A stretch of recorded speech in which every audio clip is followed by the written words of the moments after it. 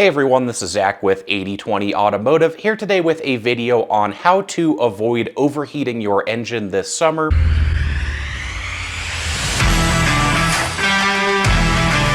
With summer right around the corner and these hotter temperatures quickly coming through, you might be wondering how, if it's even possible, to prevent your engine from overheating this summer. Cars can overheat in any temperature, and this isn't something that boils down to just outside temperatures and summertime. However, overheating your engine does become more common during the summer months, simply because it's hotter outside. Your engine is having to work a lot harder, your cooling system's having to work a lot harder, and so you are going to have more of a buildup of heat, and that can very quickly expose any potential weaknesses or oversights with your cooling system. So with that said, let's go ahead and jump straight into a few of the best tips and tricks to avoid overheating your engine this summer. Number one on the list, starting with the basics, we have check your engine coolant levels. This is very basic, something that's good to do at any time of year, not just the summertime, but especially with the warmer weather right around the corner. Go ahead and double check your coolant levels. Make sure it's topped up and at the appropriate level, since lower coolant can overheat your engine faster. Moving on to the second tip, ensure your cooling system maintenance is up to date. So this ties a little bit into the basics of checking your coolant level, but on top of that, taking things a step further, again, just make sure you are up to date on any potential maintenance with your cooling system. You might need to potentially flush your engine coolant, which depending on your vehicle is usually a good thing to do every roughly 4 to 8 years, or about 50 to 80,000 miles. So if you're due up for that,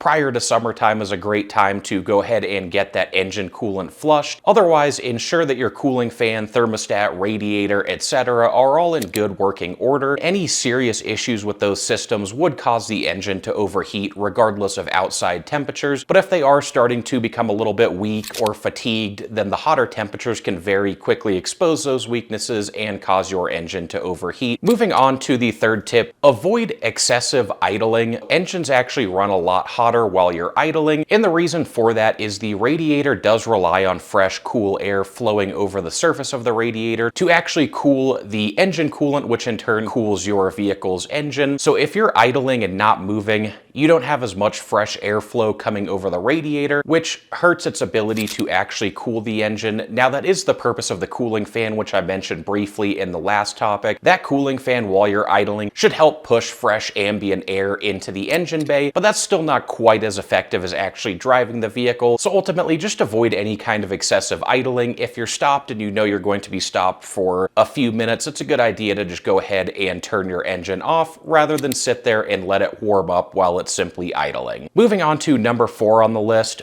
drive gently. So this is very basic and again, something that's very simple to do, especially when it's hotter outside.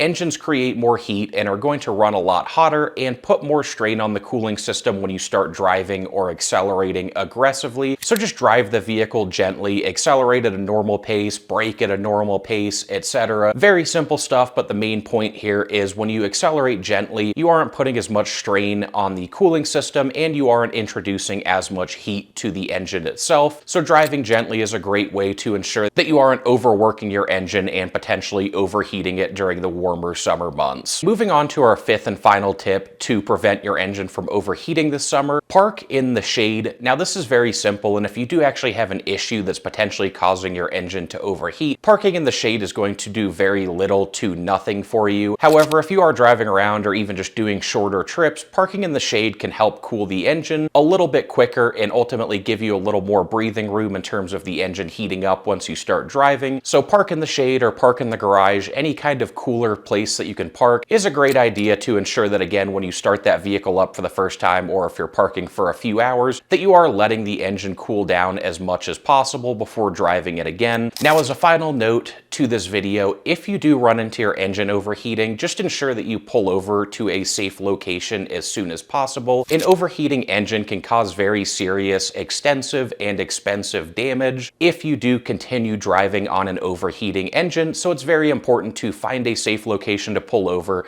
turn off the engine as soon as possible, and have it towed back to your house or the nearest repair shop. That can help avoid $1,000 repair bills if you end up letting the engine overheat too much and cause further damage like a head gasket failure. Anyway, guys, that wraps up our video for today. If you appreciated the content, please like the video, subscribe to the channel, and stay tuned for more in the future. Thanks, everyone.